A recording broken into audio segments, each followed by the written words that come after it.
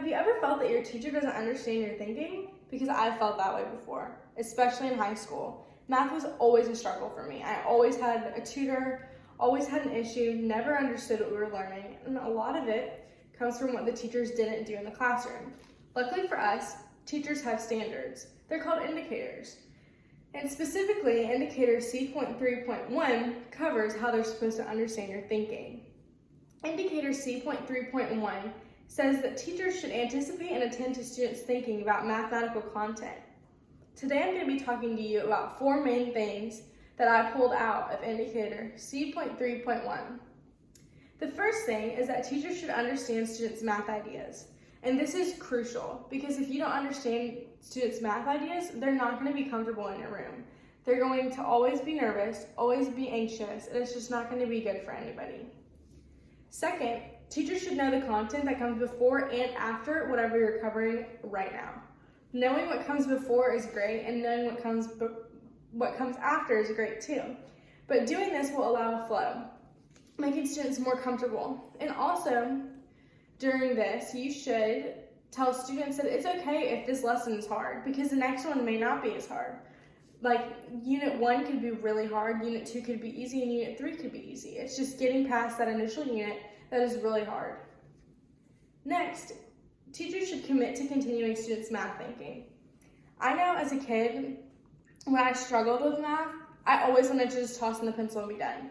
Coming home and doing math homework was my least favorite part of the day. It was so long and drawn out and frustrating, and I never had a teacher that encouraged me to go home and do it so that I could learn it.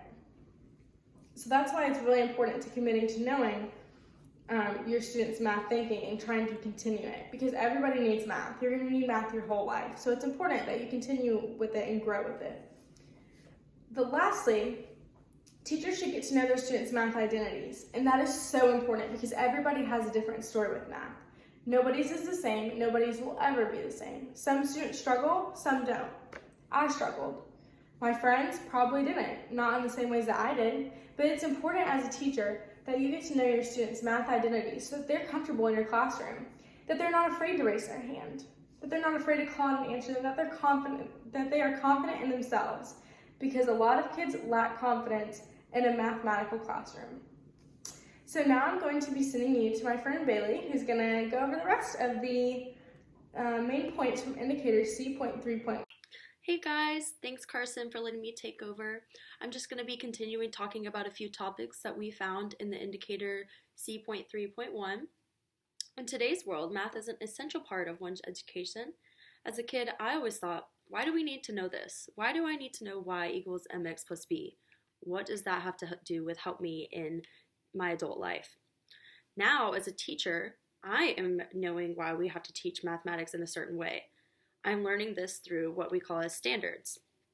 In indicator C.3.1, it talks about the importance of understanding students, mathematical thinking. I'm going to talk about a few extra topics that stood out to me. The first thing I pulled from C.3.1 is understanding how your students process things. Try to put yourself in their shoes. This allows a mutual respect to be gained, and that's really important when it comes to children.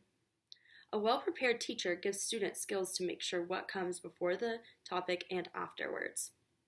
This allows children to be able to work with their past learning and their future learning as well, because math kind of all ties together as kids are learning it. A prepared teacher also assesses and analyzes students' thinking through daily interaction, routine assessments, and standardized testing. This way we can kind of keep track with how our kids are doing and making sure that they are getting and understanding the topic at hand. Another topic that I pulled from indicator C.3.1 is that it is important to look for patterns across data. This makes it simpler for teachers to see progression. That's really important as well, just kind of as the past indicator that I talked about, just so that we can see that the kids are understanding and getting the topic.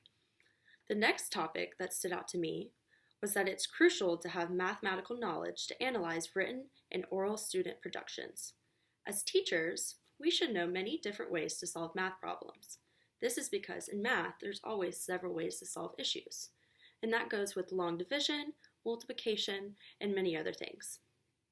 The last topic that really stood out to me the most was to enhance my instruction by drawing from insights outside of the classroom. This is really helpful towards learning because children are able to relate the problem to real life, such as when you're doing fractions using the example as pizza or pie. This way that they're able to kind of put a picture in their head and able to understand it better. All in all, math teachers have one of the most important jobs when it comes to children's education. My question for you is, what can you do to make math easier and more fun for your students?